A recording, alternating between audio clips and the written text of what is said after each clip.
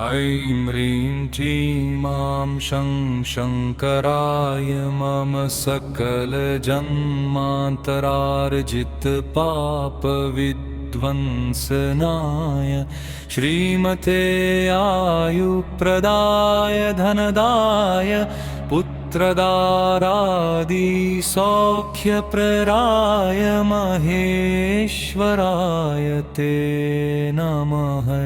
ॐ ह्रीं क्लीं शङ्कराय मम सकलजन्मान्तरार्जितपापविध्वंसनाय श्रीमते आयुप्रदाय धनदाय पुत्रदारादिसौख्यप्रदाय महेश्वराय ते नमः।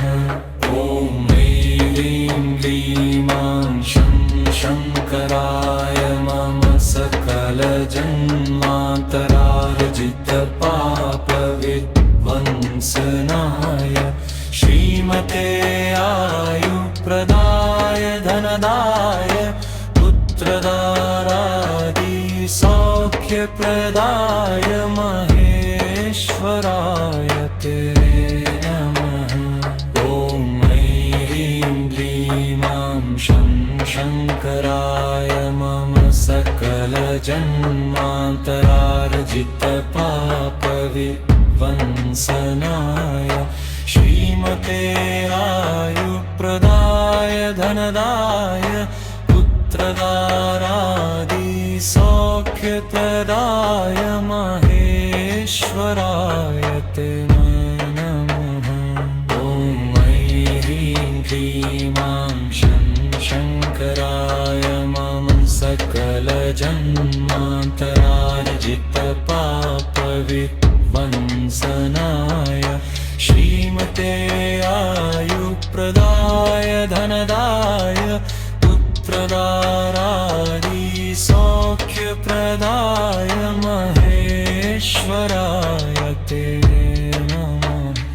ॐ ह्रीं क्लीं शङ्कराय मम सकलजन्मान्तरार्जितपापविध्वंसनाय श्रीमते आयुप्रदाय धनदाय पुत्रदारादिसौख्यप्रदाय महेश्वराय ते नमः।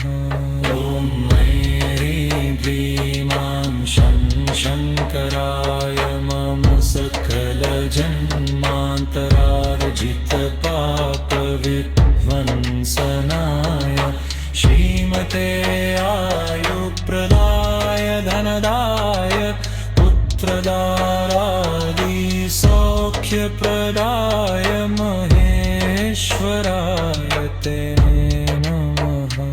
ॐ ह्रीं क्लीं शङ्कराय मम सकलजन्मान्तरार्जितपापविध्वंसनाय श्रीमते आयुप्रदाय धनदाय पुत्रदारादिसौख्यप्रदाय महेश्वराय ते नमः। ॐ ह्रीं क्लीं शङ्कराय मम सकलजन्मान्तरार्जितपापविध्वंसनाय श्रीमते आयुप्रदाय धनदाय पुत्रदारादिसौख्यप्रदाय महेश्वराय ते नमः। ॐ ह्रीं क्लीं शङ्कराय मम सकलजन्मान्तरार्जितपापविध्वंसनाय श्रीमते आयुप्रदाय धनदाय पुत्रदारादिसौख्यप्रदाय महेश्वराय ते नमः। ॐ ह्रीं क्लीं शङ्कराय मम सकलजन्मान्तरार्जितपापविध्वंसनाय श्रीमते आयुप्रदाय धनदाय पुत्रदारादि सौख्यप्रदाय महेश्वराय ते नमः।